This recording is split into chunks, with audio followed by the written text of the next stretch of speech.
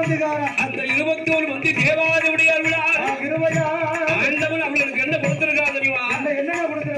ஆடு ஆடு செல்வத்துக்கும் உறவு கிடையாது, கோழி குஞ்சு அப்படி இடம் பெருகி கொண்டே இருக்கிறது. அப்படி பெருக பெருக ஆண்டவனுடைய தோப்படியாரோட அருளாலே 100 ஏக்கர் நஞ்சை நிலங்கள் 100 ஏக்கர் நஞ்சை நிலம் சொந்தம். அந்த கோயிலுக்கு சொந்தமாக போகவார்களுக்கு அவர்களுக்கு பகலாக ஒவ்வொருவருக்கும் பாத்தியப்பட்டு அது விவசாயம் செய்து கொண்டு வர்றாங்க அல்லவா? அப்படி இப்படியா இருக்கும்போது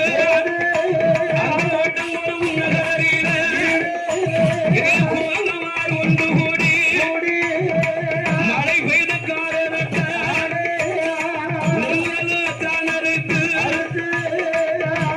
நெல்லு போடுவாங்க.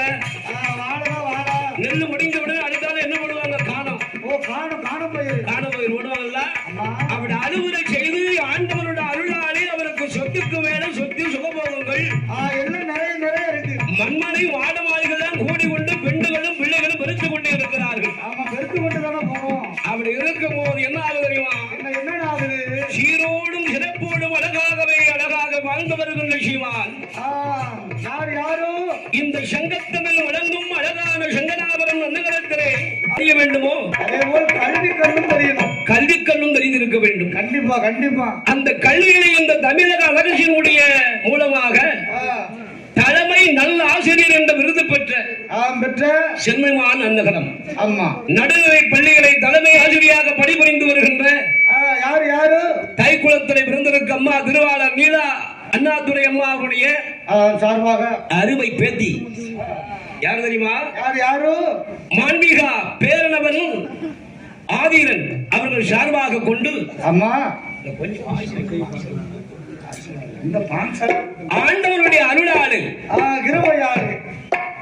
நீலா அண்ணாதுரை அம்மாவுடைய அருமை பேத்தி பேரன்மார்கள் சார்பாக கொண்டு வந்து மாண்பிகா அவர்களும் அவருடைய பேரனாக விளங்குகின்ற ஆதிரன் அவர்கள் சார்பாக கொண்டு வந்து 5000 ரூபாயாக கொண்டு நமக்கு 500 ரூபாய் அள்ளி அள்ளி தந்துள்ளார்கள். அன்னால் அவர்களும் அவர்கள் கும்பிடும் அழகான நெகத்தினுடைய அருளாலும் அவர் கற்றுக் கொடுக்கின்ற ஆசிரியருடைய பணி இன்னும் மென்மேலும் சிறந்து அவர் பேரன்மார் பேத்திமார்களுக்கு இன்னும் அறிவு செல்வங்களை ஊட்ட வேண்டும், இன்னும் கல்வி கற்றுக்கொண்டே இருக்க வேண்டும். அதாவது ஒரு ஊரிலே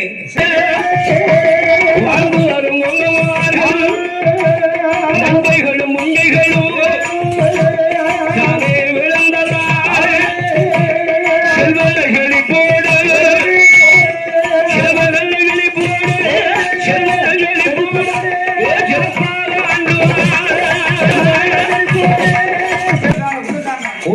எந்த வேலையும் பார்க்க முடியாதல்லவா? நம்ம காடோ சரியா வேலைக்கு போடுவோம். ஆண்டவனுக்கு அன்றாட பூஜை செய்யணும்ல. அவருக்கு தினசரி அழகாக நித்த பூஜை 2 கால பூஜை காலையிலும் மாலையும். அந்த ஐயனழகாக பூஜை செய்து அன்னவரத்தில் சிறப்போடு இருக்கிறேன். கொஞ்சம் காலங்கள் சின்னத இவர்களுக்கு கொஞ்சம் ஆகாத நேரம் வருகிறது. கொஞ்சம் ஆகாத நேரம் வருது. என்ன வருகிறது? கோலம் நகராதே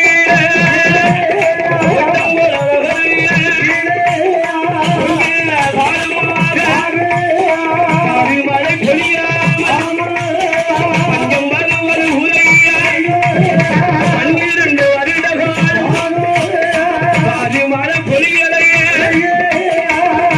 வச்சு விளையலையே நஞ்சையும் விளையவில்லை பயிர் விளை